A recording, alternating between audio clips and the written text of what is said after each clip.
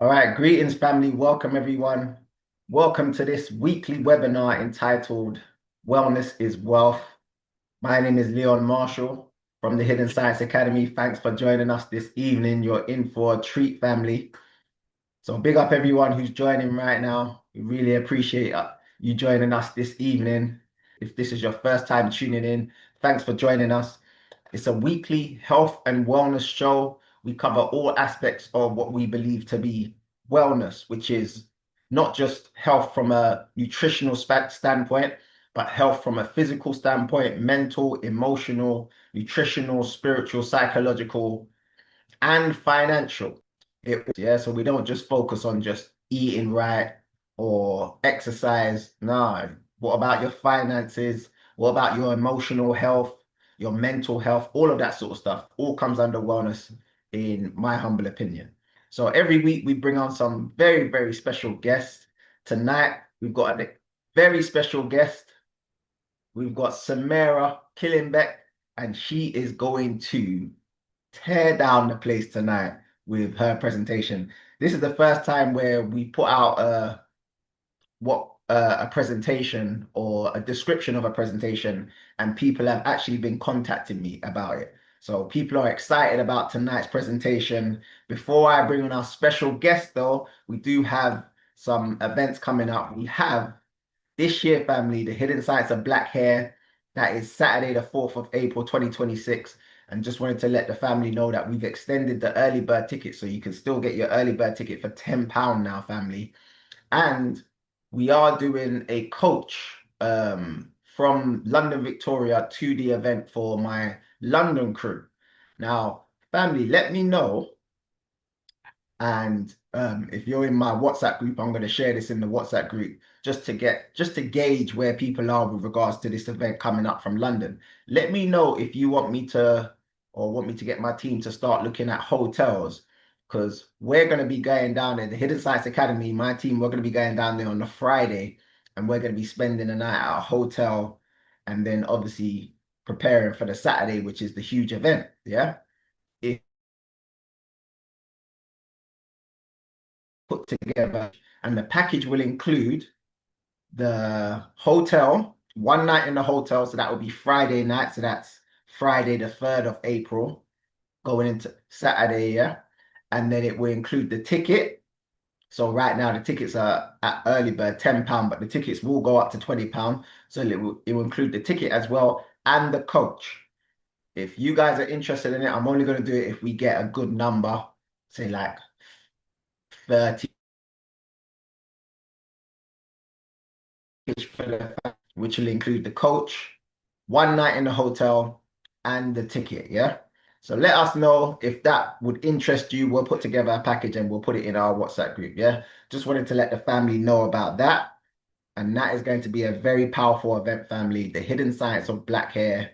That is Saturday, the 4th of April. All right. Now on to our special guest. Now, I'll let her go into what she's going to be discussing, but the title of it is Worth, Wealth, and Well-Being: Rebuilding the Black Man's Legacy from the Inside Out. And I'm just going to let you know that the keynote speaker is Semerah,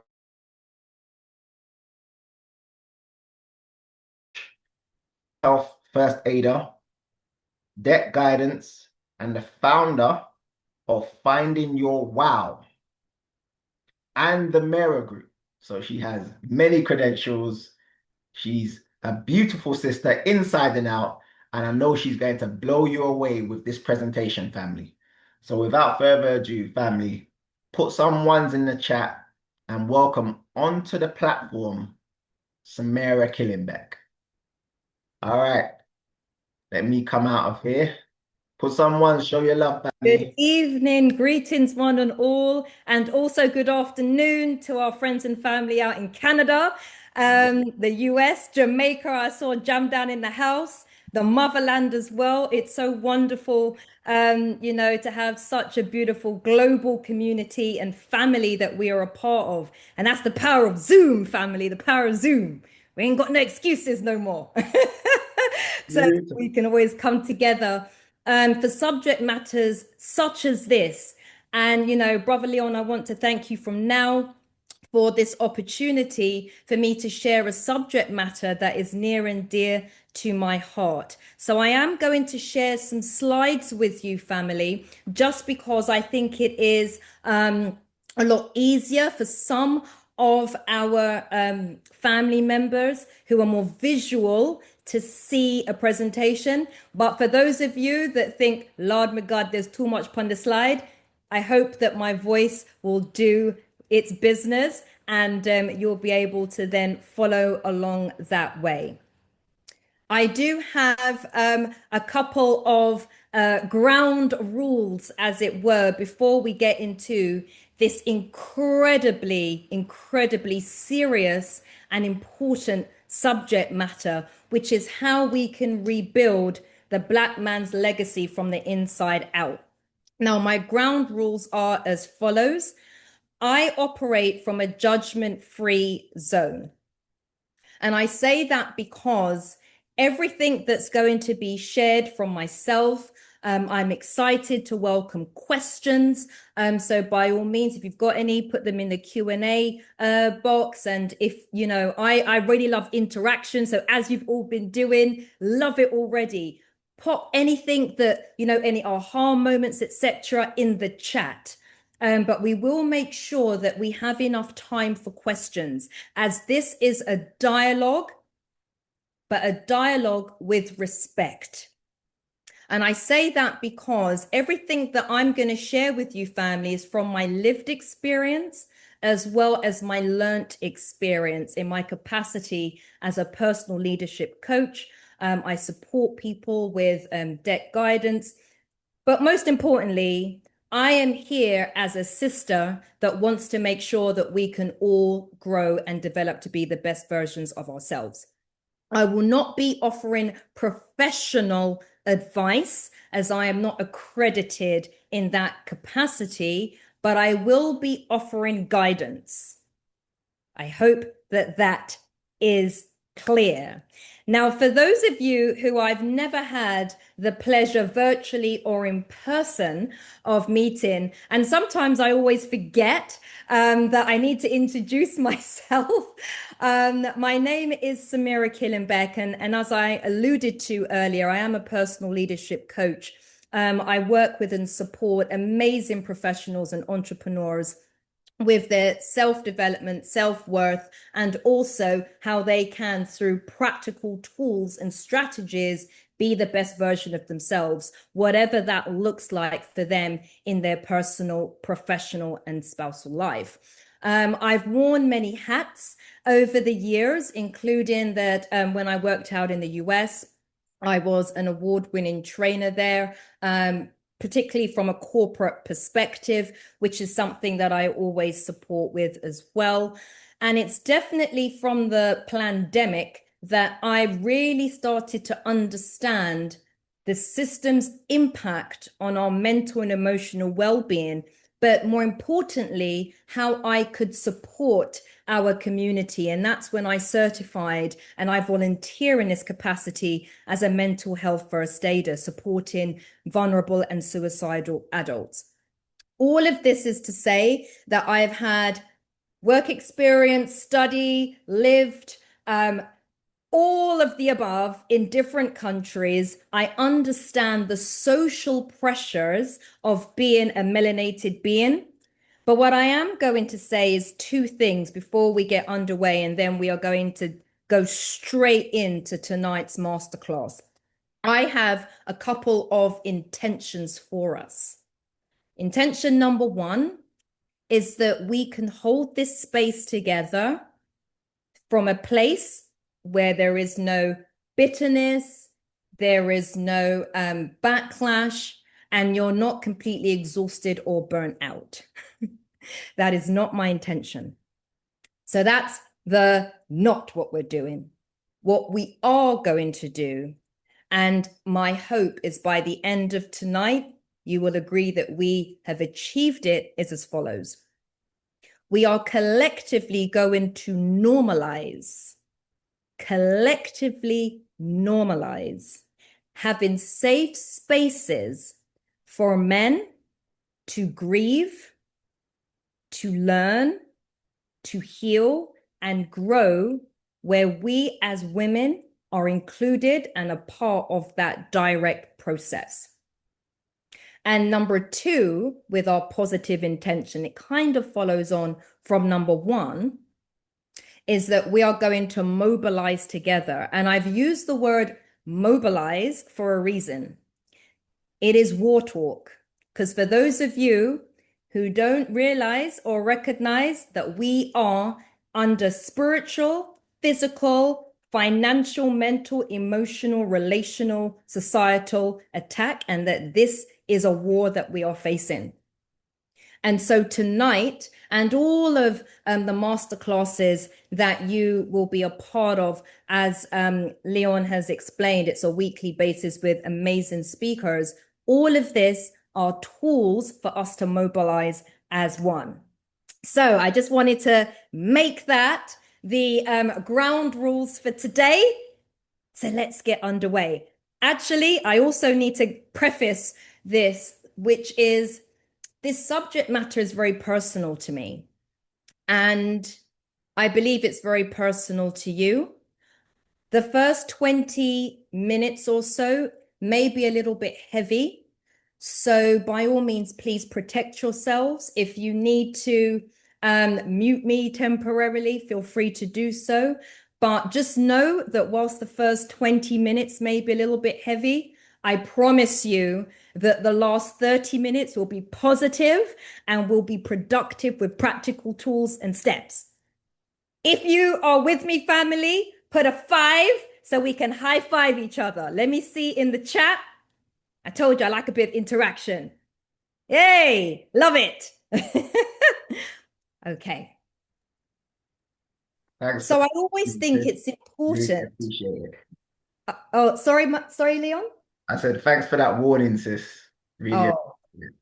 no, it's important, right? Because I'm about to dive into the truth that is rarely spoken about. And I think that in order to do that justice, I need us all just to ground ourselves.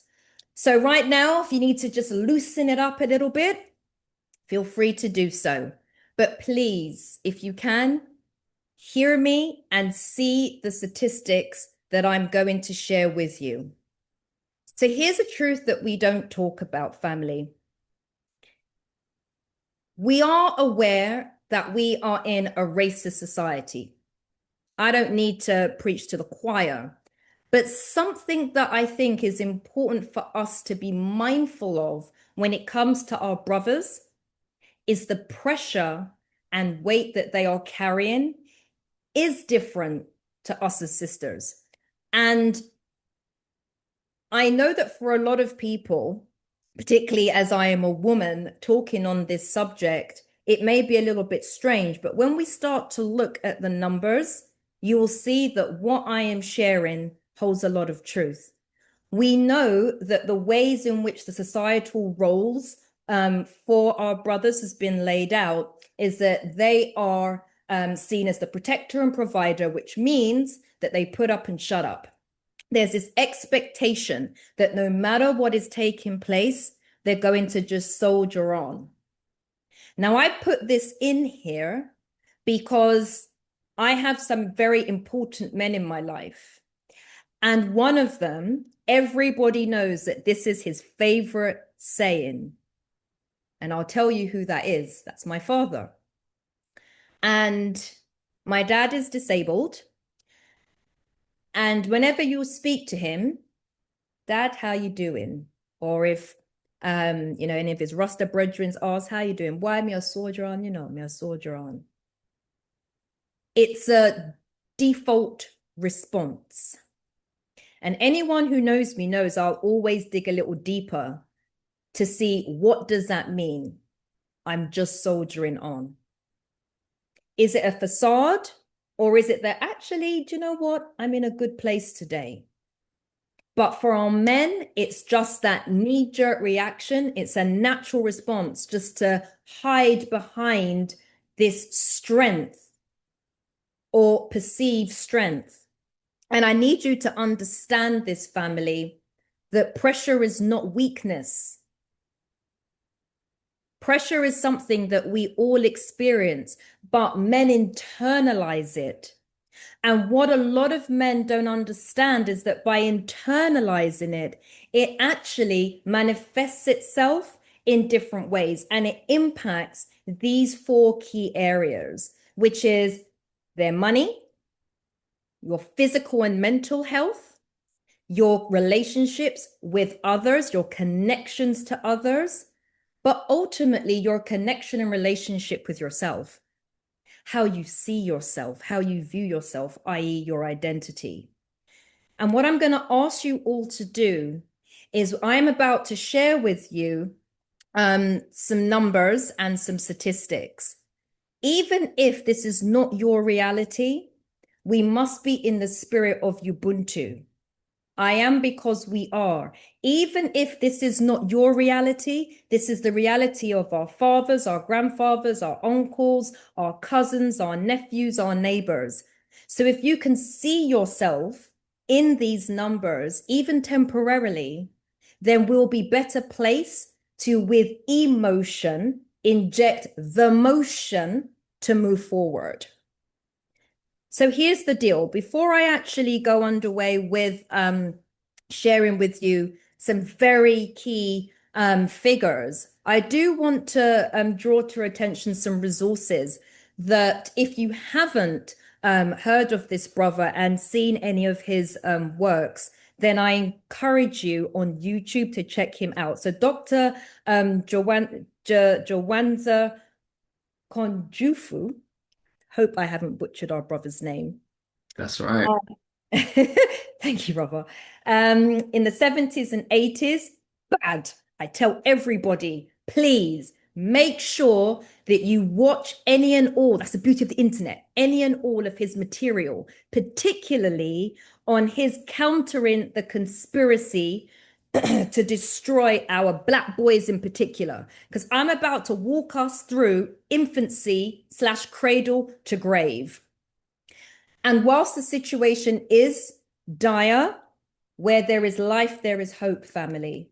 So I want you to take that message on board. Where there is life, there is hope. But if we're fighting a war, which we are, we've got to know the landscape in which we're fighting. And it's this.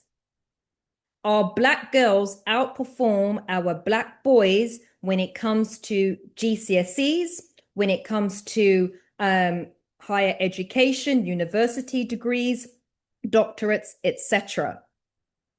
And whilst it's not just that our girls are more likely to attend university, they're actually more likely to be employed. And we know that education and employment, whilst they are not necessarily the same or dependent upon one another, the probability of your advancement and social mobility as a result of your education, all of the research shows that on the balance of probabilities, if you are academically educated in a certain type of university, so Oxbridge or Redbrick University, you're more likely to be called in for interviews versus if you went to a polytechnic. We know that private schools versus state schools, again, it's an old boys club, not just what you know, but who you know. But here's the deal, is that even though our girls are outperforming our boys,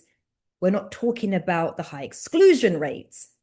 In order to get to GCSE stage, you need to be in an environment where you can sit them. But if you've been excluded before you can even get to that stage, then already our boys are fighting a battle that is tough.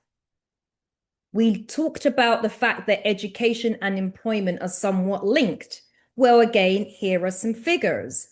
When we look at youth unemployment between the ages of 16 to 24, granted, this is youth in terms of boys and girls, or our young men and our young ladies, but almost 30% of our young people are unemployed compared to the white counterparts, 10%.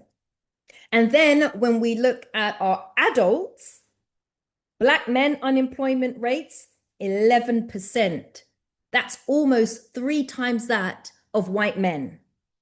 For women, it's almost 2 times that of white women in terms of Black women unemployment. But again, it's still lower.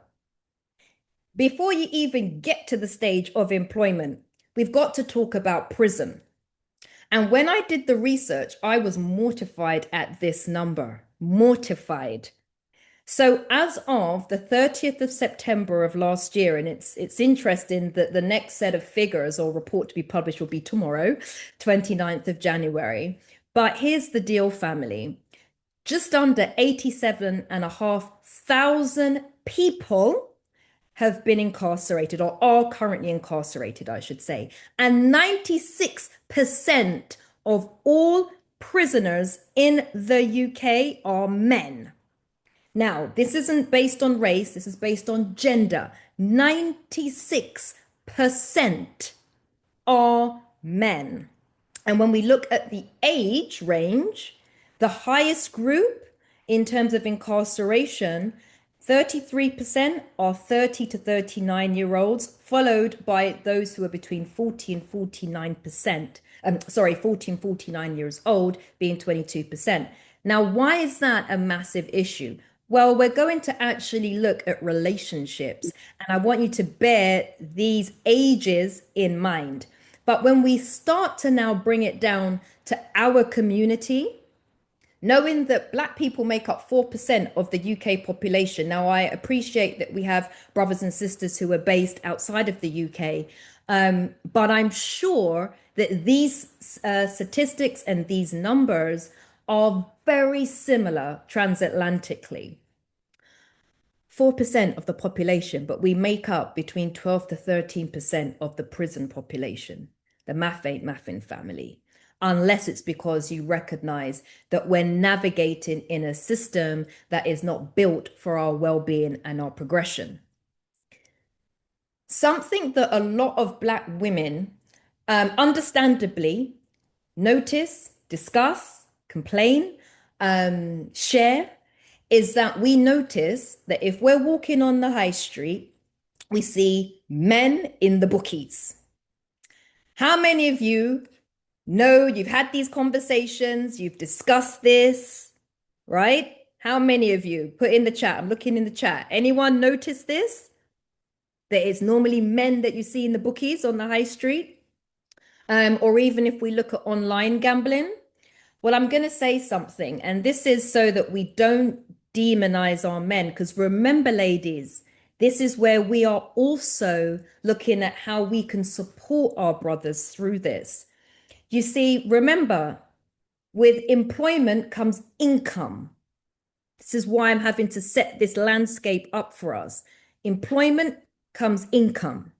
But if our unemployment rates are super high amongst our brothers, and then a lot of our brothers are incarcerated, so when they come out of prison, it's then harder for them to get a job. Let's not even go back to the beginning that a lot of our brothers don't even finish GCSE level, let alone go on to higher education. Then they need to look for other forms of generating income. And there are healthy habits and there are unhealthy habits. But I want you to understand that gambling is a form of escape for a lot of people. It's also something where people find, or they're hoping to get a quick fix to a financial problem. That is why the NHS report and the figures haven't changed. 55% of men were more likely than women to take part in a gambling activity. Now, I asked you to remember the age ranges, right, of 30 to 39 and 40 to 49. Very interesting when we start looking at relationships. And if we start to look at marriage in particular, the number one leading cause for marital conflict is money. It's financial stress. And we can see that with 42%, so just over 2/5 of marriages ending in divorce, and the kind of common age, as it were, for marriages to end, the men are aged 45 to 49. For women, we're younger, 30 to 39. So this gives us a little bit of a better picture, I feel, of understanding the pressures, particularly financial, that our brothers are facing, and knowing that their role in the household is to provide and protect. But if you're unable to get a job, or you're unable to hold down a job for a long period of time because the system has been set up against you, women are more likely to be able to get work before men, by the way, irrespective of the level, whether it's entry level or even managerial. You tend to find that women will stay in their role for a lot longer. Men, there's a lot more movement there. And so all of this will cause some kind of pressure and stress in a relationship. Make sense, family? And then I'm going to focus now on London, because London is the wealthiest part of the UK, wealthiest. However, 52% of Black, African, and Caribbean Londoners are in debt, compared to only 8% of white Londoners. And it's in London where we have the highest salaries. It's in London where entrepreneurship is really flourishing, also Manchester and Liverpool. But nevertheless, we know the amount of billions that flow through the London Stock Exchange, the Square Mile, etc. And so with over half of Black, African, and Caribbean Londoners being in debt, it is not only going to cause pressure on your relationships with your spouse, with your children, with your families. But we also know that men find it difficult, or more difficult, to talk. And with bottling all of that up, the number one cause of death for men, irrespective of race, irrespective of age, is heart disease. But there's a statistic on here that I actually find much more disturbing. And that is men, or people, sorry, are 3 times more likely to consider suicide when they are in debt.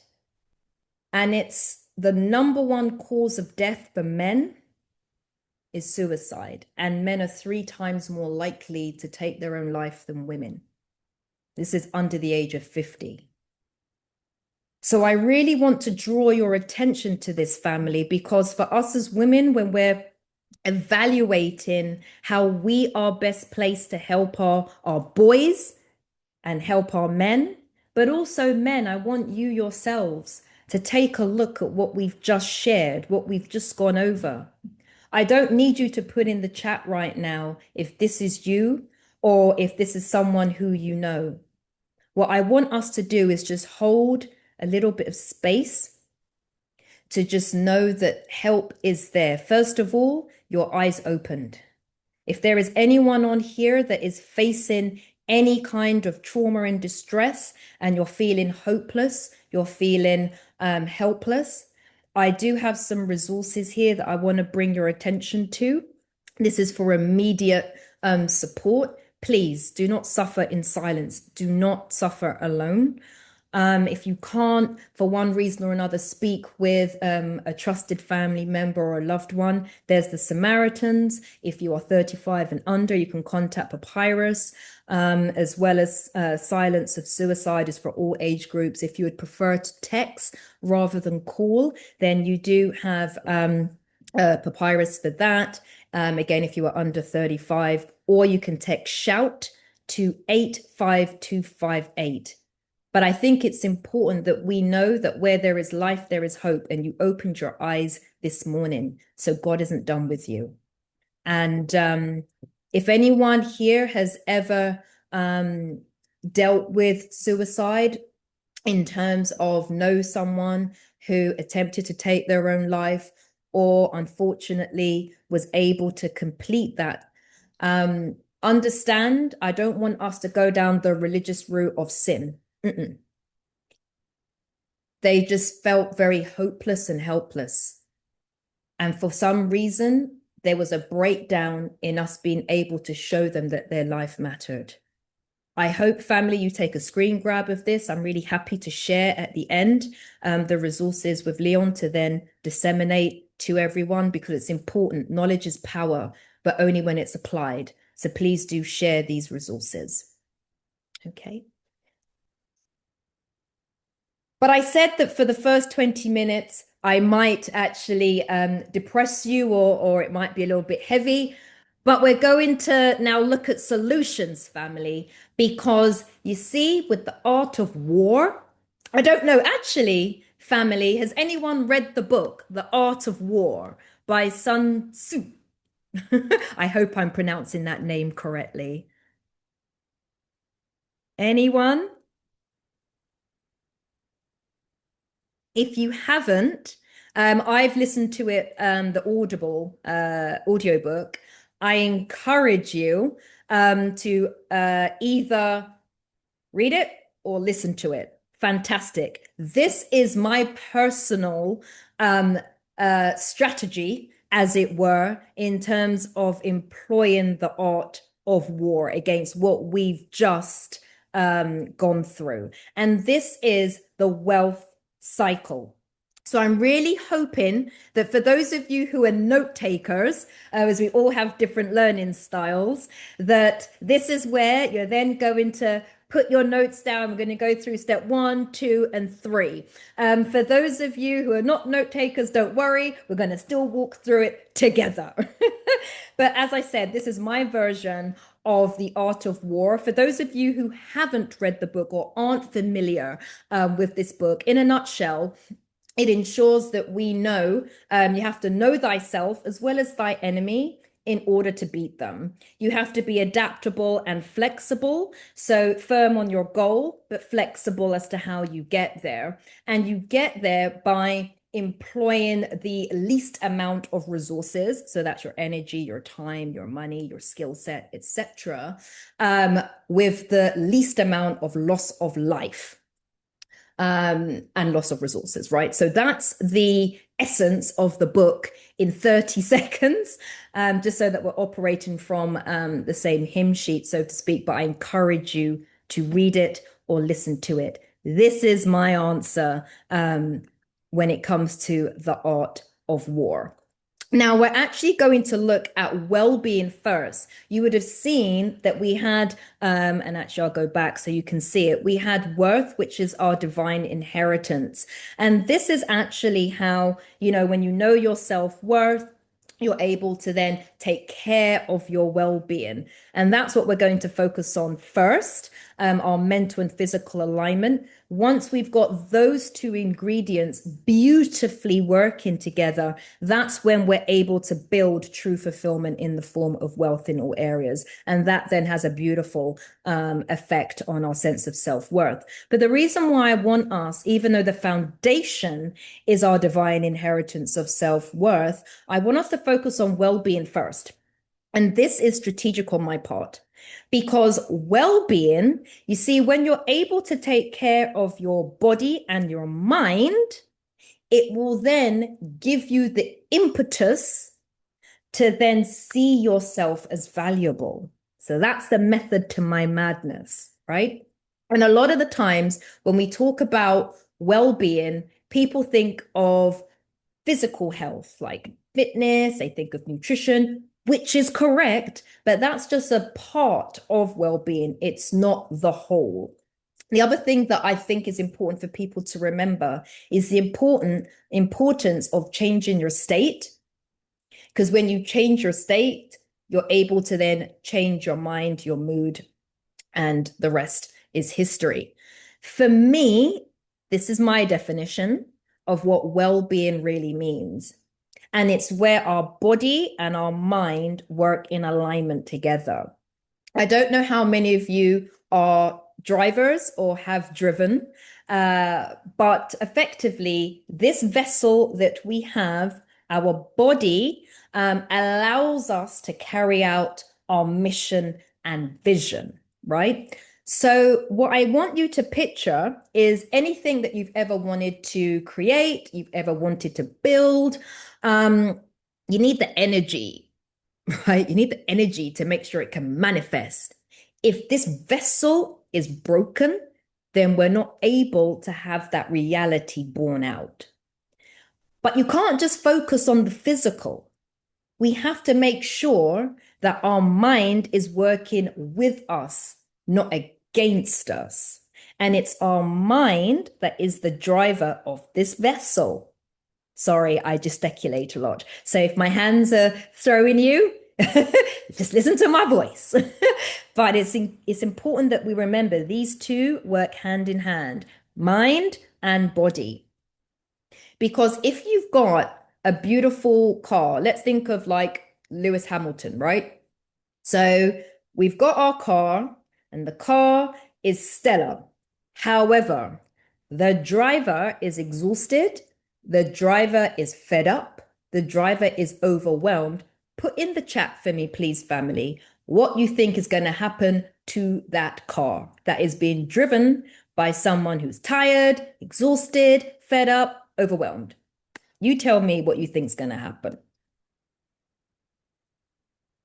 That's right, Victoria. The thing got crash.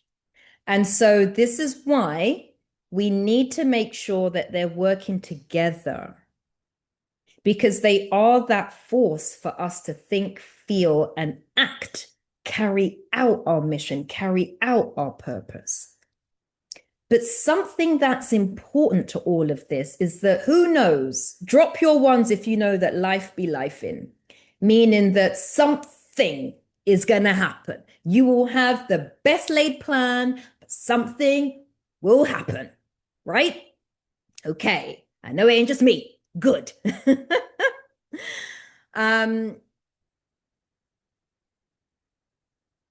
Tyrone, it's in the chat, my dear, is in the chat. But life is life in. And this is where pressure, we need to be able to handle it. We cannot eliminate it. We live on planet Earth. So anyone who tells you that I can tell you how to completely get rid of pressure, it's not necessarily that they're lying, but I just don't think that they're living in the real world. What we want to be able to do is to develop healthy habits so that we can handle the pressure of life, handle the stress of life. And so that we're operating from the same definition of what stress is, because I know it means different things to different people, ultimately, it is our body's natural reaction, physical and emotional reaction to a situation that is either demanding, challenging, or threatening, whether it is false or real, that threat. So let me give you a real life example of how this can play out for our brothers. Let's say black boy, 16 years old, young black man, 21 years old, walking down the street, just on normal high road. He hears sirens and sees a police car. He may not even hear sirens, but sees a police car pull up towards him. How do you feel or think he's going to feel and react when officers come out of the car?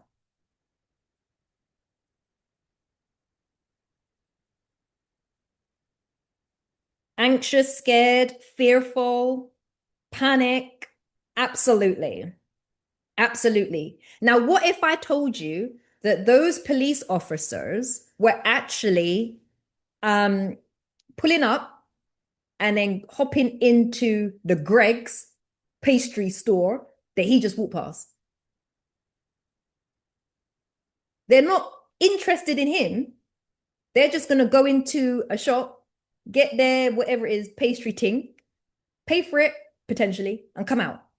However, is that a legit stressful situation and perceived threat, given our experience of the police? Absolutely. History has coded us. Absolutely. So when we're thinking of stress and the ways in which they can manifest themselves, please can we not say that the person is mad and that you're imagining things? Because we know that because of past history and very recent present situations, because ICE is coming, family. Don't think this over in Minnesota is here in disguise already, right? So we need to be able to name it, know it, so that we can then apply the art of war to counter it. Now, how it can sometimes show up for our men is that they will avoid bills. They won't pick up the phone if there are like creditors call in. They won't pay their bills, because remember, we know about the income situation. It can be that if they do have a job, that they're just working 70 hours a week, completely burnt out, but they're just on the go, restless, having trouble sleeping, because of all of these. They call it microaggression. That's just a pretty name for racism, by the way, family. But all of these attacks, perceived and or real, hitting them. And they are having to bottle this up. Our brothers are bottling this up because they've been taught to be strong. They've been taught that they can handle anything that's thrown at them. So when they bottle this up, they either lash out, or the complete reverse. They shut down. We already looked at gambling, which is again that form of escapism. And by the way, I don't want anyone to feel condemned. Okay, so anything that I'm saying, this isn't for me to put you down. I just want us to know the landscape in which we're navigating in and how stress can actually show up. As well as we know for a fact, we looked at it earlier, heart disease being the #1 cause of death for men, period. But it may not necessarily be heart disease. It can be weight gain, really bad migraines, acne, lupus, and other types of autoimmune diseases, cancers. Physical health issues aren't necessarily the ones that we all can kind of like see categorically, because things like lupus, I'm a lupus warrior myself, and a lot of people look at me and would never know that that's something I battle with. And so when we look at the ways in which stress can show up for our brothers, we have to talk to them, interact with them with compassion. Brothers, you need to talk to yourselves, interact with yourself with grace and compassion. I want you to listen to this. It's just for a minute. If this is something, and I want to ask our brothers directly, if this is something that you can relate to. And let me just make sure that I'm sharing my sound. Great stuff.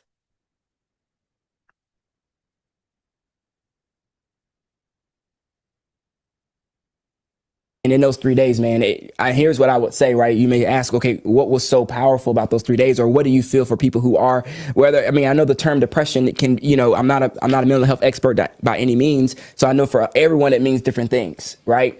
But I do want to say, I know that I was not in a mentally, emotionally healthy place. And in those 3 days, number one, was it an overnight fix? No. But what it did was it provided language. Yeah. And I think that's what most Black men struggle with, is the language to put the connection to their feelings. Because I just know, as growing up with a father who did not have that emotional capacity, going back to that whole piece there, we weren't taught to express our feelings. Yep. So when you're not taught to express your feelings and talk your issues out, talk your problems out, you don't develop the vocabulary to, when you go through a hard season, to be able to say, this is what I'm going through. This is versus just, I got to keep going. I don't want to go. I don't want to do this, but I got to do this. Or for other men, they start acting out and they end up, some men fall into sin. Some men, that's why they end up cheating, or they end up falling into alcoholism, or they end up falling into strip clubs, or they end up going and doing this, because in the day, this thing's got to get out some way, somehow. Either it's going to come out in a way that moves me forward, or it's going to come out in a way that moves me backwards. There it is. And I think for me, great to God. Now, I'm going to tell you the level of compromise, level of temptation, the thoughts in my head, the stuff going through me. My goodness, man, during that dark season, that's where the devil can get in. And I will definitely say, you know, I'm grateful because in that time with him, he provided language and he provided insight, but he also provided a plan and gave me a plan of, hey, when you get back, here are the things we need you to do. He helped me understand my nature in terms of, Jamal, you are a man that is pouring. But if you don't make time to pour back into you, here's what happens. Family, here's what happens. We saw what happened. Can anyone relate to that, whether it's them personally or what we've seen with the brothers in our lives, our fathers, grandfathers, uncles, cousins, nephews, neighbors? I definitely know that I have seen this. And so what I want us to do is to look at some practical tools to overcome this, family. So let's look at physical empowerment. Remember, we've got our mental and emotional side, but let's focus on the physical first. Movement. I said it earlier, right? That motion, change your state.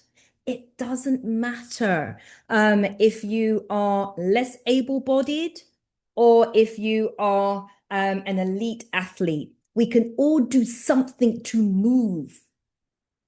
I personally like to dance, but it could be walking, lifting, stretching. Do you know that just by doing some really beautiful stretches first thing in the morning, that can really get the body going, really change your mood?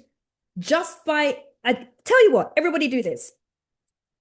If you're able to, if your body allows, everybody sit as they feel someone who is feeling in low mood and experiencing depression. How do you think that that person would be sat? How do you think they would look? Put it in the chat and actually do it yourselves. Hunchback, absolutely. So they'll be stooped over like this, right? Bend over, absolutely. Head down, right? Slouching.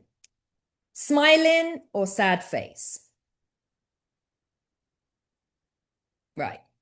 Now you may say, Semerah, this is foolishness. This is all obvious. Do you know that the quickest way to feel just that little bit better about yourself is, first of all, shoulders back. Shoulders back, head up. Stand up, power pose, where like they call it Wonder Woman. You put your hands on your hips. Men, you can do it too. Right? Smile. I promise you that if you hold this pose for long enough and you're standing, or if you're unable to stand, but you're just shoulders back and you're like this, after a while, you're going to start laughing at yourself. I promise you. Try it if you don't believe me. Do it. And automatically you feel better about yourself, right? You want to do the Wakanda pose. That's right, Victoria. We're going to do the Wakanda pose. So movement, changing your state. These are quick, easy wins, brothers. To be fair, I think a lot of the times women, we discuss these kinds of things more, but men, you got to do this. And movement doesn't mean the gym. Now, I can never pronounce this word. So Leon, this is your territory right now. Calisthenics? Yeah, calisthenics. There you go. When we use your own body weight, that is banging. You don't have to pay £70 a month for the gym. If you want to and can do it. There are more affordable options. But I would just say that look at how within your home, you can, if you've got any kinds of like pulses or anything, use those as weights. If you've got stairs, you can walk up and down, run up and down the stairs. You don't have to necessarily do the gym. Nutrition, I am not going to preach to the choir. I know that the grape fast is taking place right now, but ultimately what I will say with this is be intentional. Don't beat yourself up if you have a piece of cake, but you just want to get a bit of balance. That's what I would say. And quality of sleep. A lot of people say, oh, you need to sleep 7 to 9 hours. No, you don't. Why? Because some people actually can function very, very beautifully and they enjoy 6 hours. Would you rather sleep 6 hours with uninterrupted rest, beautiful, calm, peace, 6 hours straight? Or would you want to sleep for 8 to 9 hours? You've been getting up to the toilet every minute. You might step on something. The phone is ringing. You start doing a bit of scrolling. See, it's not about the hours or the quantity. It's about quality, family. The surroundings. Are your surroundings conducive to getting a good night's sleep? Quick, easy fixes, clean bed linen and bed clothing. Yes, family. Got to change it on a weekly basis minimum. Grooming. Now. I know that the women on here might chuckle, and so will the men. Yes, I need you to take pride in your appearance, men. Brothers, it's important. And don't tell me that this is a gal pitney ting, because it's not. You see, when you take pride in your appearance, you actually are telling yourself that you matter. So yes, if you've got a beard, shape it up. If you want to go and get your hair coiffed, every 2 weeks or whatever it may be, or if you've got to go to the barbers, get your head shaped up nice, or if you're doing it yourself, but you know that you're exfoliating, you're wearing your clothing, you're looking good. If you want some accessories, you put them on. Yes, do it, brothers. It does not challenge your masculinity. Fingernails are very important, my darling. Yes, Sis Sharon. Very, very important. Very important. Please keep your nails clean, brothers. But this isn't just because the women in your life, whether it's your spouse or your friends, etc., don't want to feel shame when they're walking with you. It is about you feeling worthy. Okay, it helps with that. Now, this one is massive. When I say physical intimacy, put in the chat, please, what you think I'm talking about. Let's have a look here. Oh, this is when you all go quiet. Put in the chat what you think I'm sharing. Emotional warmth. Hugging, sex, talking, hugs and kisses. So it's interesting that right now I'm seeing names of women. Miles, everything, touch. Okay, so this is important.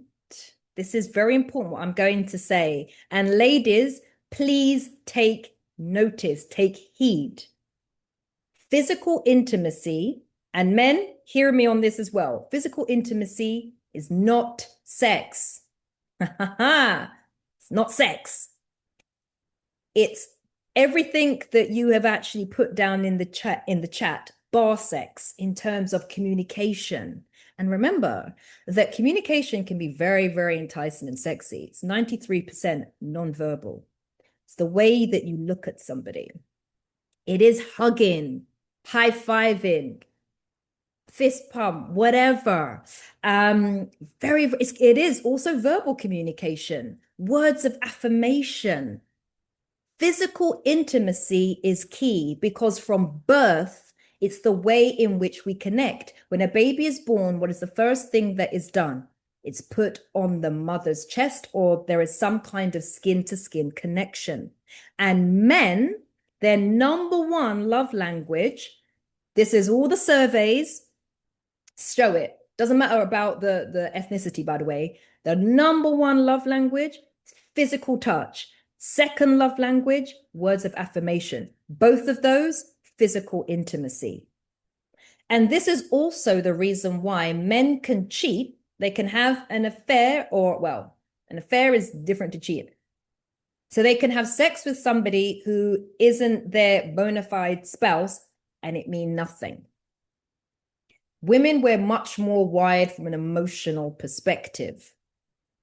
So this is why when we withhold, not just sex, but with our partners, if we don't touch and just cuddle and build our men up with the words that we use, they will either lash out anger, or fall back within to themselves, be withdrawn. Connection really matters. And men, it's important for you to communicate your love language or languages to your spouse so that they know how to show you love and you know how you want to receive that love. Physical empowerment, super duper key.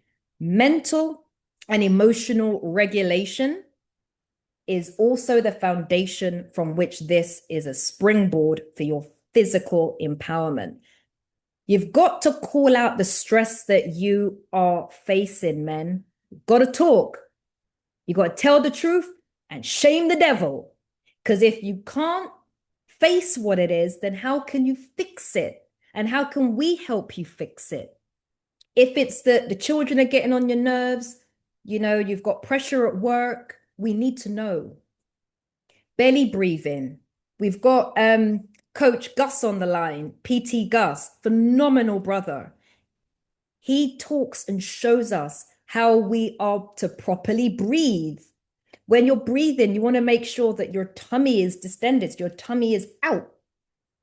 And when you breathe, when you then exhale, that your tummy goes in. A lot of people think your shoulders need to be raised. No, no, no, no. It's from down here.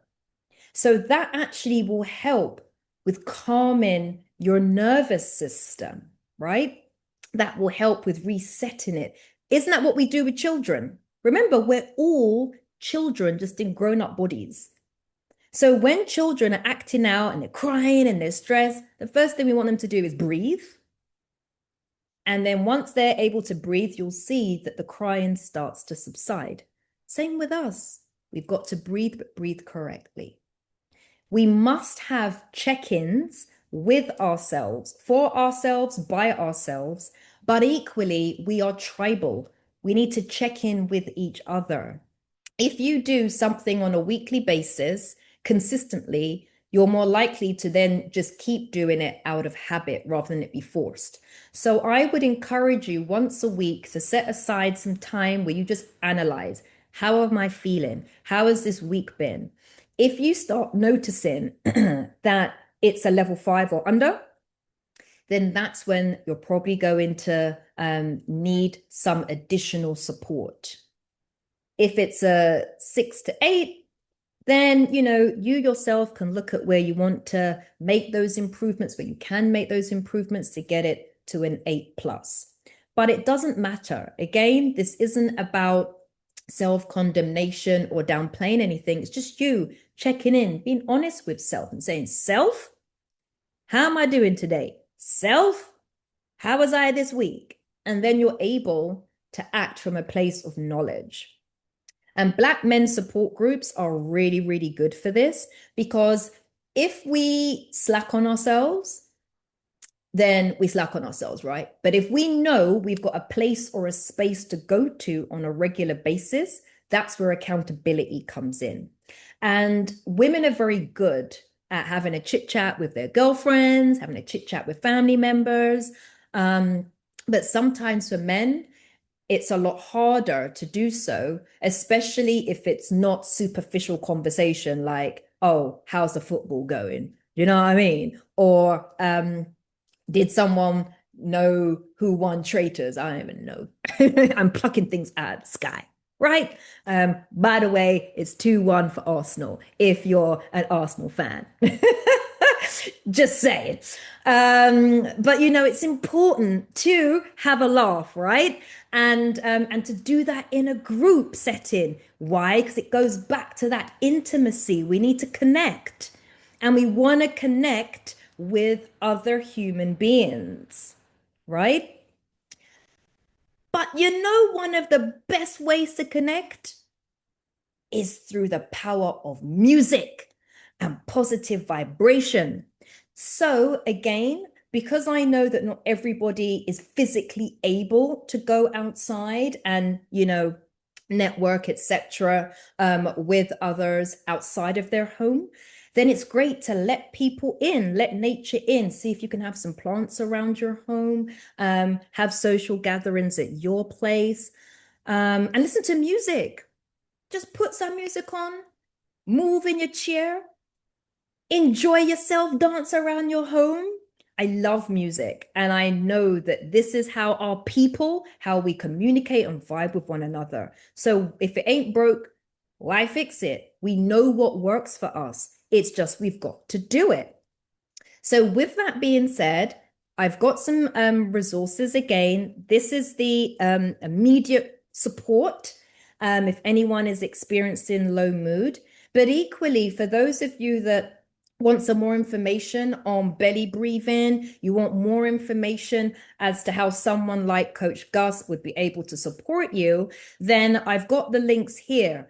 If you go on my website, but on the bit.ly/wow connection, it will take you directly to this particular spot where you can watch when at my event in November, he delivered a session to all of us on belly breathing and how to do this correctly, the benefits of it. And so it's just a quick 1-minute snippet. But it's beautiful that we're doing it all together. You'll also see there when we all get together, it's fun, right? Us as a people, we vibe together. So yeah, you'll see some people dancing, all sorts in the on the website there. But the point is that you need to make sure when we're employing that physical empowerment as well as our mental and emotional regulation, that we're doing it in a way that doesn't cause us any harm, right?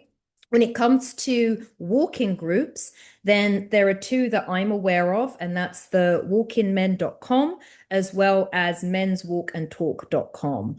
So I don't know where we're all based, but hopefully that will support any of you that are based in Southeast London or can get to Southeast London. And then there's a brother that I'm aware of called Tony Seeley. He's always doing a lot of things for our brothers, particularly free of charge. So I just went on his Eventbrite and picked this up, that he on a regular basis holds a free event called Creative Health, Learning and Leadership. And again, it's a way in which our brothers can connect in a space that is safe for them, right? For brothers, by brothers, or by brothers, for brothers. There we go.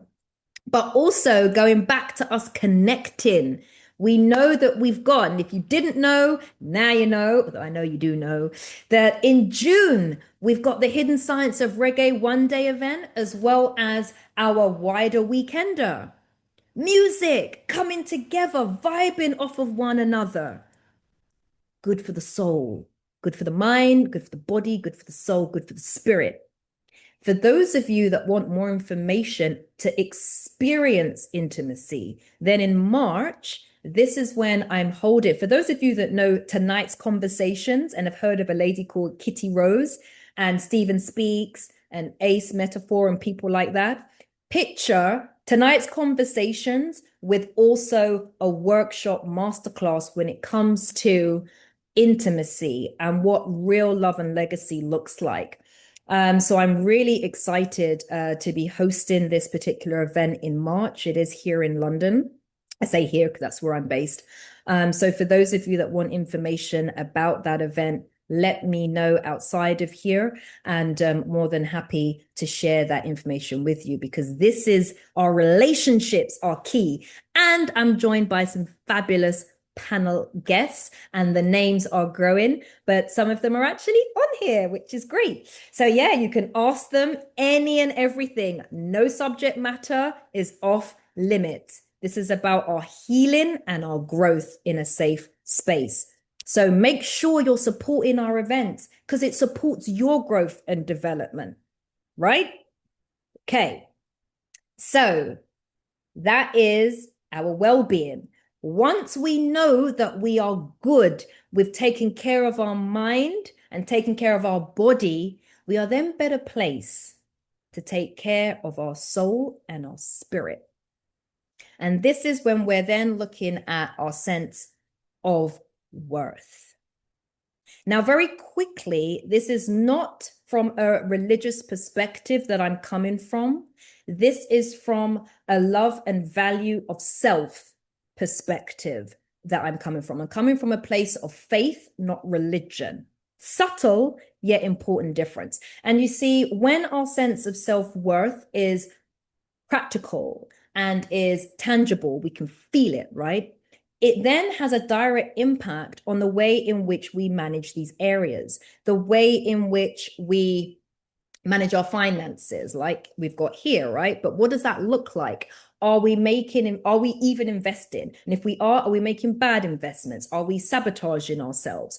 Are we lending people lots and lots of money and we know they're not going to pay us back, but we still lend it?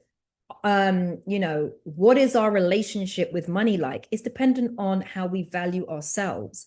When it comes to our relationships, do we accept any old kind of nonsense from people? Do we have boundaries? If we do we actually enforce them?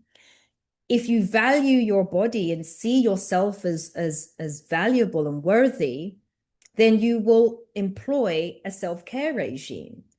But if you don't think that you are valuable enough, then you're going to see it as a waste of time. Similarly, with what you believe you deserve. Do you believe that you deserve love? Do you believe that you deserve respect? Because I know that for men, respect is key.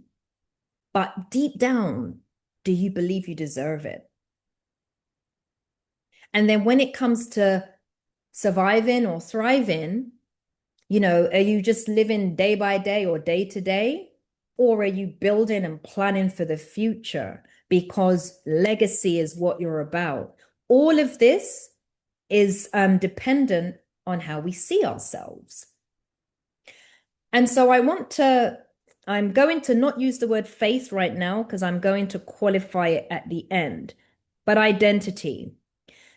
I did say that this is not from a religious perspective. However, for those of you who are believers, we know that the good book tells us in Genesis. Yes, may I take it back to Genesis.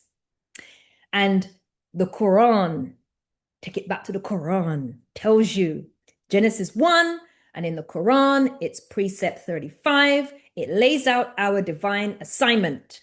We are made in God's image, which means that we are God's earthly representative. If we are the children of the Most High God, and for those who take issue with what I'm about to say, I can't help you. It's just your command of the English language. Yes, I said it. Because if you are a child of God, it means you are God.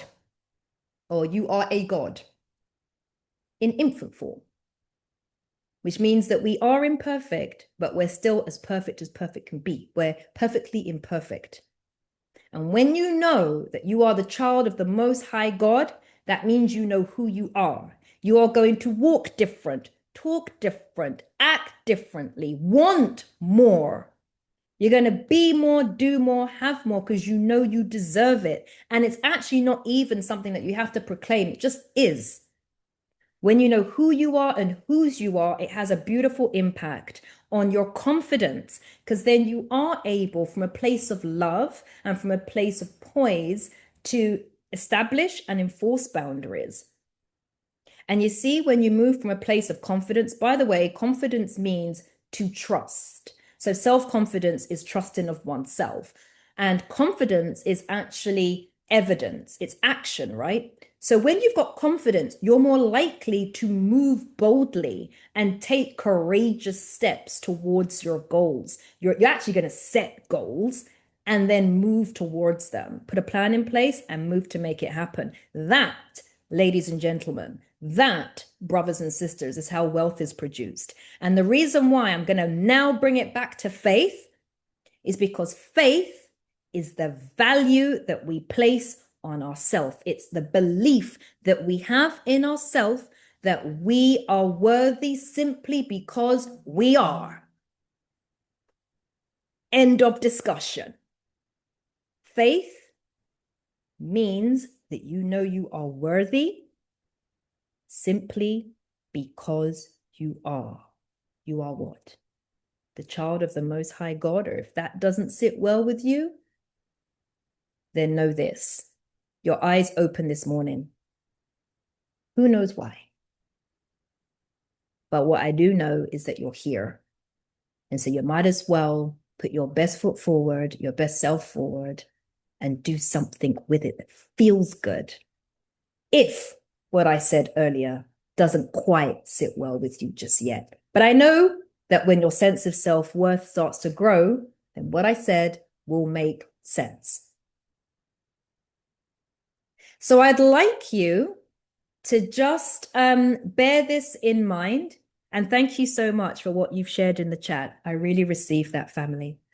I want you to bear these questions in mind and even ask yourself. So those of you that are taking notes, whether it's via your phone, your notebook, or your notepad, in terms of, I'm old school. I notepad and pen, everything. Feel free to screenshot this and ask yourself these questions. And as we're going through them right now, see what comes up for you. So my question to you, family, is, for some of us that are 40 plus, we're going to be like, well, Lord, take me back to my youth. Yes, I am taking you back to your childhood, because everything starts there. The inner child is what shapes us as adults. So my question is as follows. When you were growing up, who taught you the following? Now ask yourself, note this down. When you were growing up, so when I was growing up, who taught you about money? What did you learn about money? Were you taught that it was evil, that it was good? Only white people had it. Only wicked people had it. It was hard to come by. It never grew up on a tree. Don't hang your basket or your hat where you can't reach it. What were you taught about money, and who taught it to you? Did you see it cause conflict in your household, or was it a time of happiness, right? The next one, what did you learn about relationships? And again, who taught you? Did you see loving relationships growing up, conflict resolution, or did you just see pure argument and destruction and devastation at tech players in the house? What did you see? Was it a household where eating dinner together was important? Or perhaps, unfortunately, you may have been a latchkey kid, for those of us that remember. And, it may have been that you had to make your own meals and you didn't interact with your caregivers, whether it's your parents, grandparents, whoever was looking after you much. But what did you learn about relationships? Who did you learn expressing emotion from? Were you allowed to express emotion? Were you told, particularly for our brothers, were you told to man up? Boys don't cry. What were you taught about wealth and finances, and wealth in all areas of life? But let's talk about money and legacy. Did you see it as, there's no point in me looking to buy my own property. There's no point in me wanting to own anything because it's just going to be taken away. Or were those conversations kind of like boardroom style meetings every week, every month that were held around the dinner table, talking about, okay, this is our family budget. This is what is being used. The money's being used for X, Y, Z. We've got X amount put aside for holidays, X amount put aside for school, X amount put aside for our education, separate to school, X amount put aside for investing, where you talked about the importance of having an estate plan, all of these things. Were you taught it? And if you were, by whom? Or what was your kind of educational knowledge around the subject matter of wealth and legacy growing up? And then lastly, this is now very specific to our brothers. What did you learn, and from whom, about what it means to be a man? Who taught you how to be a man? Did you learn by yourself? Was it a father figure? Was it the streets? Were you taught that men are to just put up and shut up and just get on with it? Were you taught that men are the provider and the protector? And if you were, what does it mean to provide? What did it, what were you taught that it meant to protect? With all of these questions, you'll notice that there's two words that I keep saying is learnt and taught. And the wonderful thing about learnt and taught means that you can unlearn. Because if there's anything here that is coming up for you that you're starting to see, do you know what? That's not serving me. It may have served you because it has done to this point, but now you're at a place of awareness. If it's a positive habit or teaching, keep it. But if you know it's not serving you, then now's the time to ditch it. I want us to take 60 seconds to listen to the late, great Reverend Ike, who says something very beautiful when it comes to this subject matter of identity.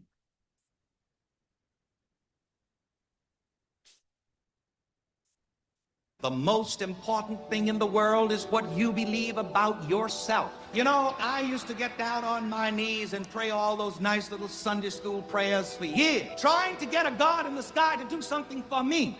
And I didn't get very much until I learned that God wasn't working for me from up in the sky, but God is working for me from within my very own mind. You see, the thing about people is they don't want to change their thinking. They don't want to change their minds. People want to change everything but themselves. But you see, when you get into your own mind and you get a hold on yourself, then God, the mastermind in you, will lead you and guide you and tell you what to do. God changed this person, changed that person. God changed this, that, and the other. But they don't want to change their negative thinking. Everywhere the Bible says believe, it means believe in yourself. It means believe in the presence of God in you. You must also use your mind power to believe that you can be and do and have the good which you desire. Absolutely, family. I really hope that you took that message to heart.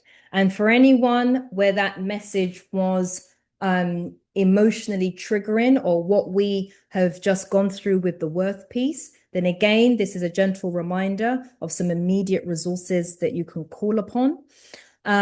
Equally, I have an entire page on my website that is dedicated, free resources and signposting that is dedicated to the mental and emotional upliftment of our community. So feel free to check that out on the MerahGroup.com/mental health, or you can see the bit.ly link there. Again, you've got the walking groups that will really support you on your journey to recognizing that you matter. And of course, you remember about our events that we have coming up. So we are now on our final sphere, as it were, when it comes to us winning this war, family, and that is wealth. And when I say the word wealth, I want you to actually remember that it's in all areas of life. And I've been walking you through up until this point my own philosophy, which is, and Leon said it at the beginning, that I am the founder of Finding Your Wow. WOW actually is an acronym because I've been analyzing all of us as people for a long time and recognized that three things give us a fulfilled life. That is worthiness of self, opportunities to shine and make an impact. And when we use those two, we are then able to build wealth and legacy. That is the WOW philosophy. We've actually walked through the first two pillars of our philosophy, and we're now going to focus on the financial type of wealth and generational wealth piece to bring this to a beautiful conclusion. Money matters. Finances are important, family. Please become clear on what you've got coming in and what you've got going out, the amount, and why. That's cash flow clarity. Because a lot of the times, the reason why we are struggling financially or having financial challenges is because the money comes in and we don't even know what's going on, right? So know thy numbers.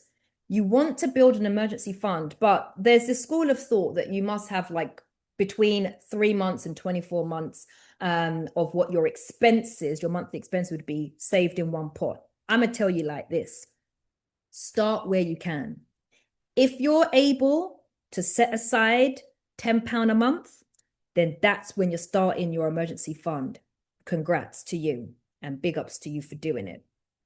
£20 a month, £50 a month, doesn't matter. Start where you are. Before you know it, it will grow.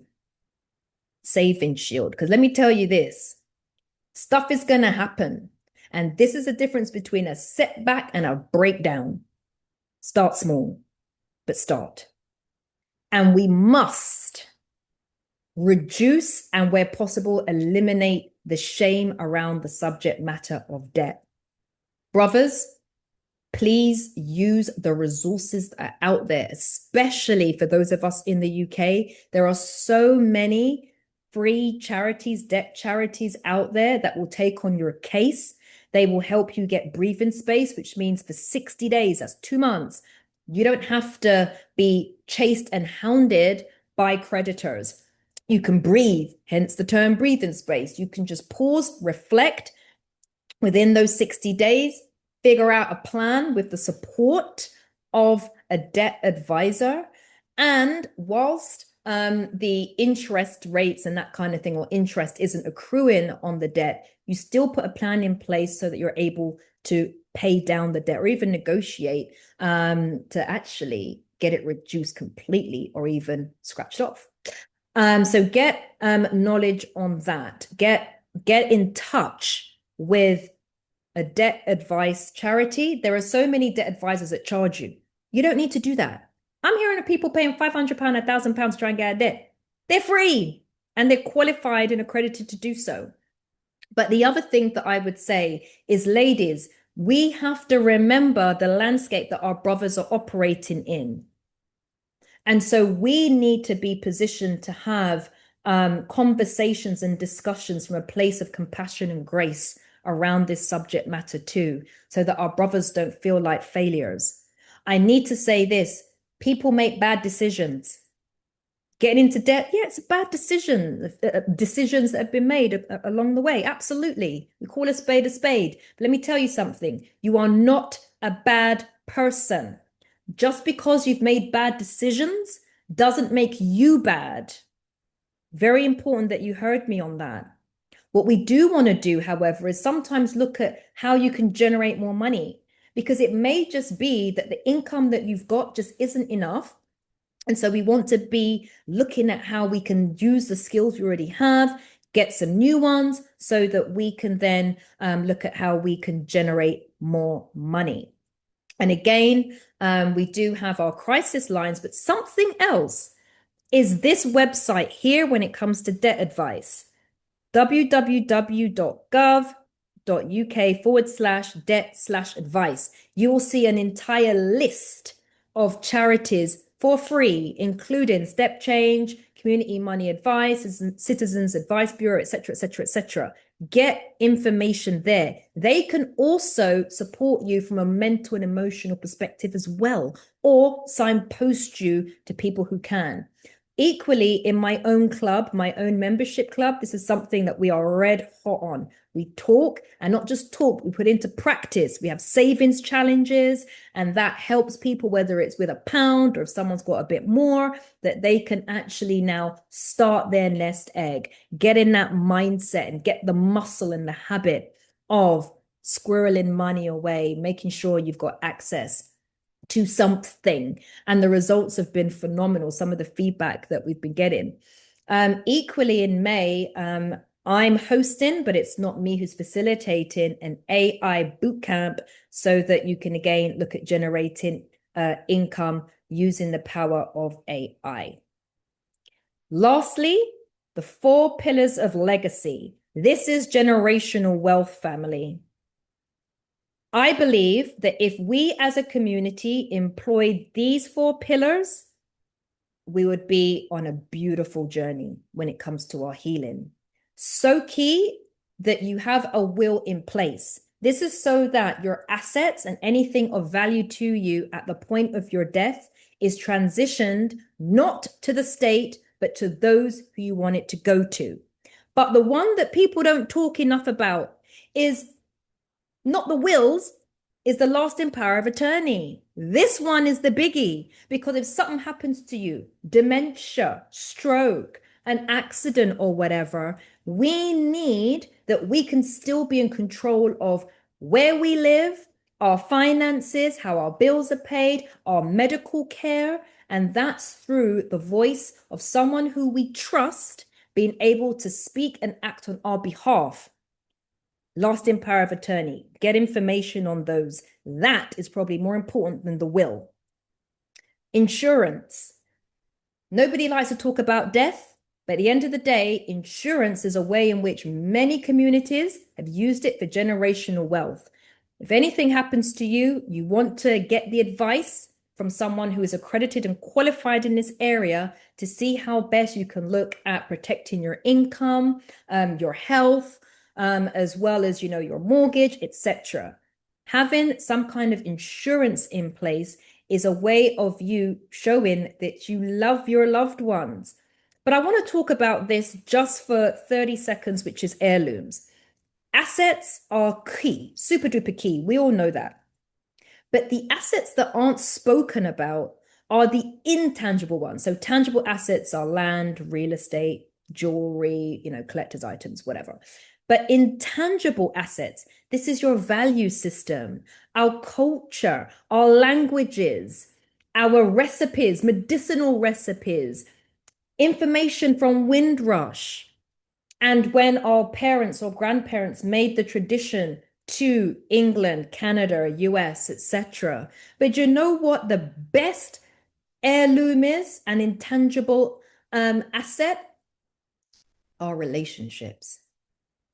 When we see one another having healthy spousal relationships, and when we look at the power of marriage, this is something that our community used to have in spades. And it's something that currently the younger generation has moved away from. Although I know in America, we're coming back full circle to recognizing the power of marriage. I really want us to have a serious conversation with ourselves, as well as if you are in a partnership, we have to have the power of discernment to know who is right for us. So don't get married for the sake of it. But you must recognize that it's not by fluke that when we look at the wealthiest in society, 71 to 75% of Brits who are in the top 10% are married. In the US, 86% of millionaires married. And of that, 65% are still on their first marriage. I want you, family, to heal yourself so that we can then be better placed to have healthy relationships with others and birth children from a place of love and healing, so we can pass on generational triumph versus generational trauma. All statistics show that children who are raised in that kind of environment where they see healthy relationships, conflict resolution, are able to then have themselves healthy relationships. And yes, there is absolutely a lot more to marriage than just the wedding. In actual fact, the wedding is for everybody else to full joy, and it didn't cost so much damn money.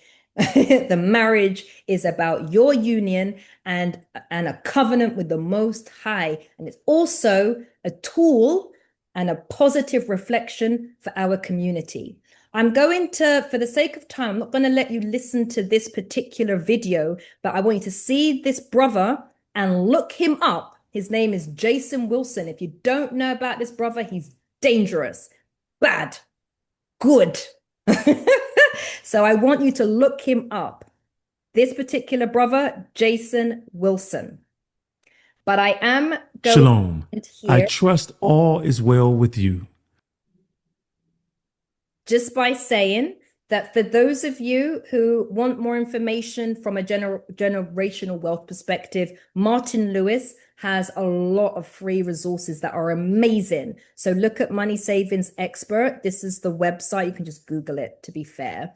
And you'll be able to get a whole plethora of resources that will support you, particularly when I was talking about lasting power of attorneys, insurance. You can even look there on ISAs and everything, right? But I want to end by saying the following, family, particularly to our brothers. Please know and trust that you are needed by us all. You are not broken. You are not behind. No matter what has happened before, draw a line in this proverbial sand, so to speak, and stand on the fact that you are becoming the man that you were always meant to be by being here tonight, and or if you receive this information from someone who is here representing you on your behalf. I want to thank you all for lending me your head, heart, and ears. If you wish to connect with me, feel free to scan the QR code there, or reach out to me outside of tonight on email, Instagram, or even on my website. You can see all the ways in which I'm here to support. But ultimately, family, it takes all of us in this fight. Remember the art of war. It takes all of us to know thyself, know the enemy, so that we can be best placed to defeat it through a place of love for one another, unity, strength, and we're going to use our resources efficiently to kick racism and the system in its butt so that we can rise to where we belong. Thank you so much. Blessings to all. Family, family, family. Put some ones in the chat or put some fives. High five, Sister Semerah. Thank you so much, family. You thought of this class. Absolute masterclass. Thank you very much for that, sis. Absolutely amazing presentation. We are going to go into a quick Q&A, family. So please, if you've got any questions, either raise your hand so you can go live or put your question in the Q&A. There was a lot there, but it was extremely powerful, family. Extremely powerful. So if you have a question or a comment, you can raise your hand and go live, or you can put your question in the Q&A. I see one question in the Q&A. Family, if you have any questions, put them in the Q&A. So this one says, how can we make our Black sisters understand what most men go through without competing with each other? So this is where we've got to have in my humble opinion, open dialogue. So I would suggest from our brother's perspective is you've got to actually know what the stress is. Remember I said you got to tell the truth, shame the devil.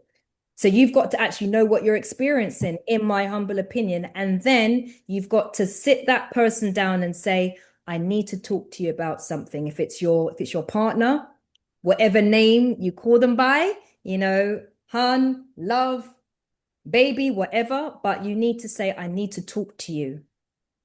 And I promise you, if your tone of voice makes her know that this is something serious and you want to share what you're going through, she's more likely to actually listen. The other thing that I would say from the flip side for us as sisters is that hopefully by me, and I know it was a whistle-stop tour because each of those statistics is a masterclass in its own right? But just by us understanding what our brothers have been going through since the age of 8 years old, and remember, if you're talking to a man who's 40, 50, 60 years old, recognize that on the outside, he might be 40, 50, 60 years old, but inside you're talking to the inner child within. And a lot of the times, these are children who are coming from a place of hurt. So if we recognize that, we're more likely to enter into that dialogue with saying, okay, I'm not a man. Tell me, what are you going through? Because yeah, we're both Black potentially, and it's tough out here. Let me tell you, life be life in. But then your woman will be more likely to want to listen to you because they now understand, oh, that's what he's been facing. But if she doesn't know that, then it's for you to actually understand her love languages so you can then communicate to her in a way that she will feel understood and not talked down to, and in a way that she's then happy to receive the information if you're hurting. But you've got to be prepared as well, brothers, to be vulnerable. And I'm also going to just say this as well. Sometimes you'll go through all of that and that person isn't the right one to hear the message. And that's where the power of discernment comes in. We've got to also choose our partners better.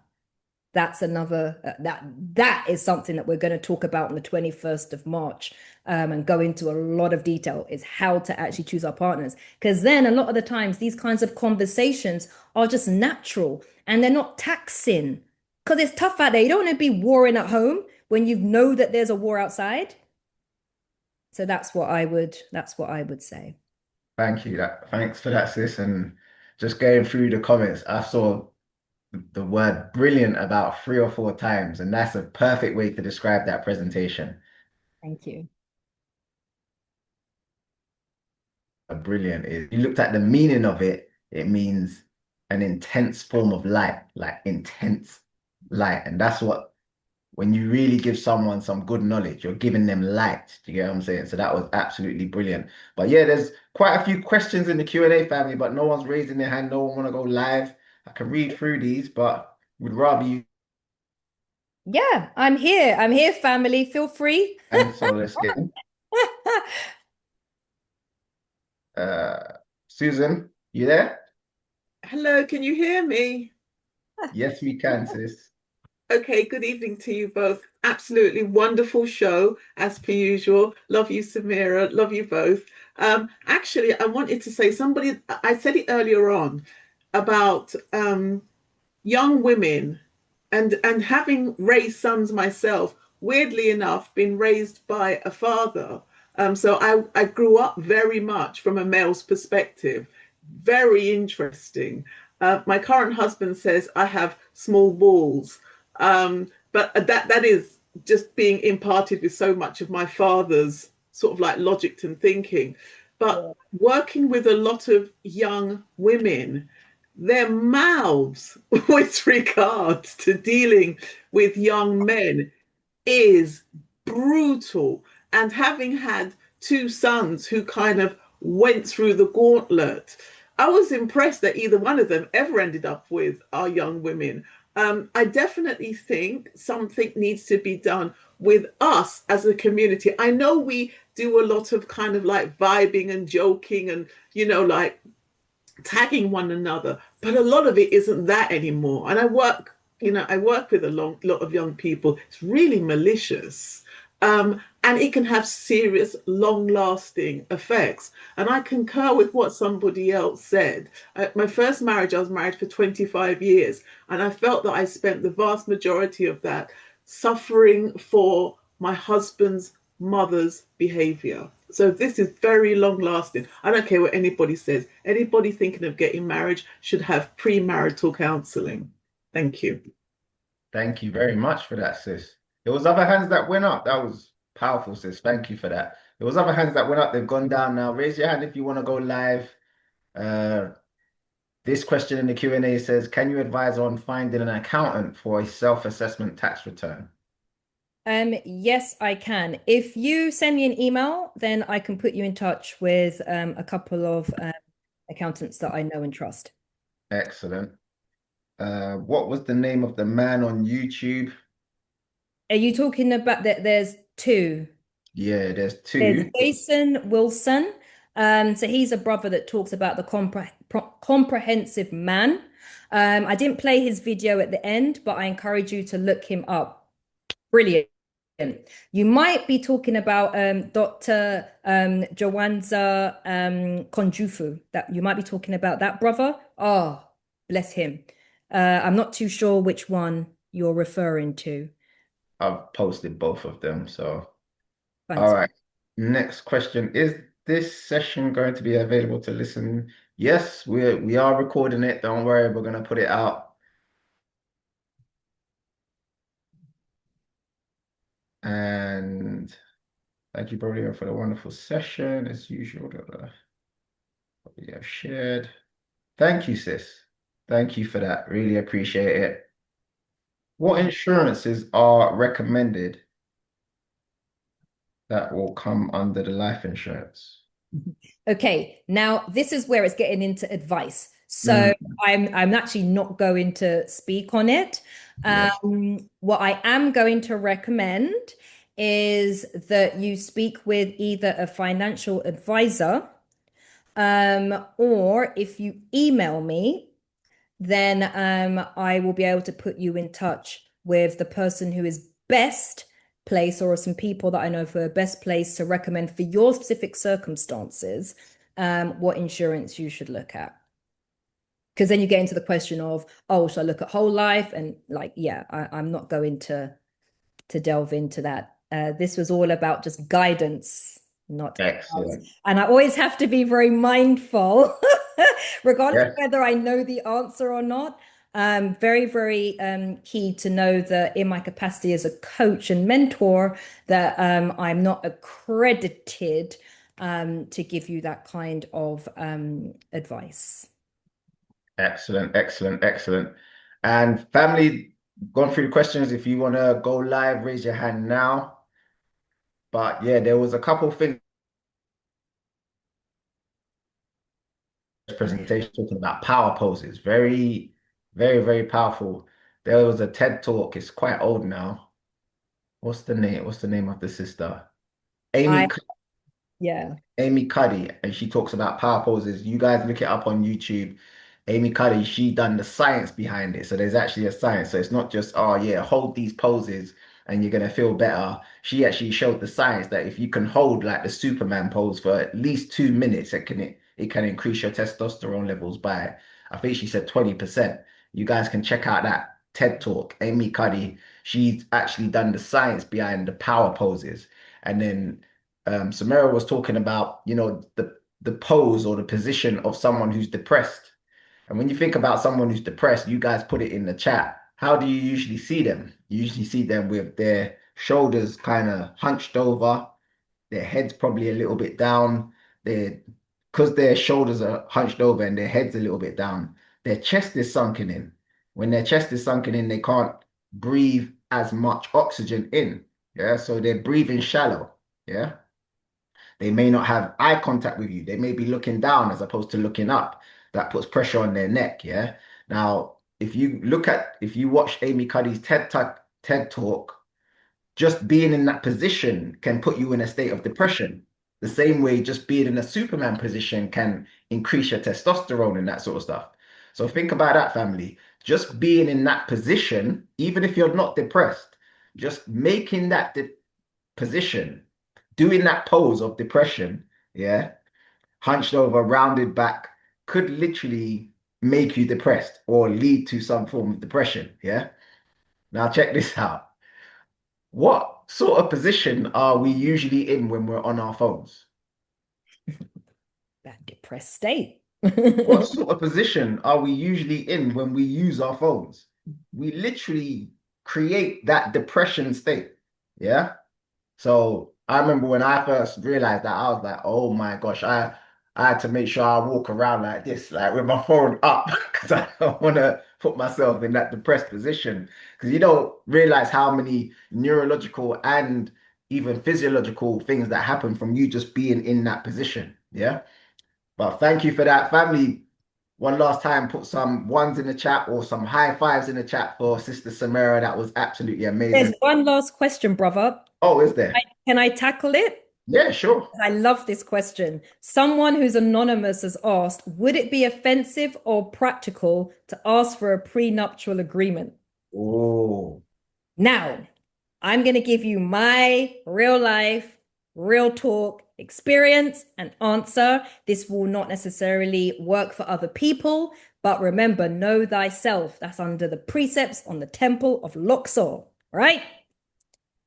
I think it's important to have a prenuptial agreement in place, personally. And I think dependent on the age of the person and, whether you're more mature in life, I think it's a lot easier to potentially have those kind of conversations where you can just level with that person when it comes to marriage. Why are you getting married? I think older in life, we recognize that legacy piece a lot more than just, I'm in love. Because whilst I am a lovey-dovey person, my partner will tell you I'm very, very practical. Now, the only thing I will tell you about prenups in this country, and I think it's the same in the States, but this is where, don't quote me, they're actually not 100% legally binding. That's the madness. So you pay money to get the prenuptial agreement in place, family. However, the good thing about having one in place is that it's an insurance policy, right? So if you get divorced, most people do not go into marriage because they're looking to get divorced. But if you do get divorced, the good thing about having a prenuptial agreement is that you can take that to the judge, and at least that will then be considered. It will be considered, right? So just bear that in mind. But my personal opinion as well as experience is have one. I think that was the last question, and I hope I've answered it. Thank you for that, sis. That's a very interesting question. And I was aware that it wasn't legally binding. I wasn't even aware of that. So very powerful information, family. Before we finish up, I just want to tell you about the events that we've got coming up. The Hidden Science Academy, we've got some very powerful events coming up this year, family. In April, we're going to be in Birmingham at the Legacy Center of Excellence. That's actually a Black-owned venue, the Legacy Center of Excellence. We're going to be there for the Hidden Science of Black Hair in collaboration with Return to Your Roots. Don't want to miss that, family. So if you're up north, and big up my London crew as well, I want to see you guys there, whether you're getting your coach or just getting your ticket and joining us there. The Hidden Science of Black Hair. And like I said at the beginning, if you guys want my team to kind of research, putting together a package for you guys to spend a night, the night before in Birmingham with us, let us know and we'll put together a package that will include the ticket, the coach, and the hotel. So the Hidden Science of Black Hair, very, very powerful event. We're going to be going deep into the science of your hair and talking about things with regards to the products that have EDCs in them, endocrine disrupting chemicals. So what sort of chemicals that you should be looking out for when you do buy your products? Because as a lot of you know, a lot of the products that are aimed at Black women, they actually have cancer-causing chemicals in them. So we need to be aware of that, yeah? So the Hidden Science of Black Hair, make sure you get your tickets for that one, family. Early bird tickets have been extended. And after that one, Semerah mentioned it in her presentation, we've got the Hidden Science of Reggae. And Sister Semerah, she was talking about how powerful music is and how powerful it is to honor your culture. She actually said that your culture is like an asset, your relationships in your community, they're like an asset. So this goes in alignment with what Semerah was saying. We need to come together, enjoy being around each other, honor each other, and just embrace our culture, embrace who we are. So the Hidden Science of Reggae, that's the Windrush special. That's Saturday, the 20th of June, 2026 at the Radisson Red Hotel. And yes, we're making this one into a weekender as well. So if you want to join us from Friday to Sunday at the Reggae Weekender, you can to a room. At the present moment, it's only £100 deposit. To get a room, it's only £100 deposit. So we're going to be posting the link. Martha, if you've got the links for this, if you can post it in the chat for me, please. So the Hidden Science of Reggae and the Reggae Weekender, you guys can get your deposit or put down your deposit for the room for the Reggae Weekender, or you can join us just for the one-day extravaganza. Yeah, very powerful event. And just to tell you a little bit more about the event, check out our video ad where this breaks down what we're going to be covering at the event. Check this out. The Hidden Science of Reggae 2026. What impact has reggae music had on UK culture? Can melanin be activated by the low bass frequencies in roots reggae? Is the Windrush scandal a deliberate attempt to erase the powerful influence of Caribbean culture from British society? And what really happened to Bob Marley whilst he was in exile in London? All will be revealed at the most mind-blowing, historically informative, culturally relevant event of the last decade. The Hidden Science Academy, in collaboration with Hidden Truth and New Initiatives Catering, presents The Hidden Science of Reggae, Saturday the 20th of June 2026 from 12 to 8 p.m. at the Radisson Red Hotel, Heathrow. This event is an unbelievable exploration of reggae music, Caribbean culture. Come and experience an educational conference like no other. Speakers dropping the knowledge on the day include Robin Walker, the Black History Man, Andrew Muhammad, the investigator, Leon Marshall, the scientist, Lady Adele, the Hidden Truth Queen, Culture Mark from Black History Study, and some very special guests. This event is not to be missed. Get your early bird tickets today by visiting theinvestigator.org.uk/reggae, or extend this experience by booking a room at our Reggae Weekender, theinvestigator.org.uk/reggae weekender. Let's celebrate our culture like never before. Don't miss out. Get your tickets today.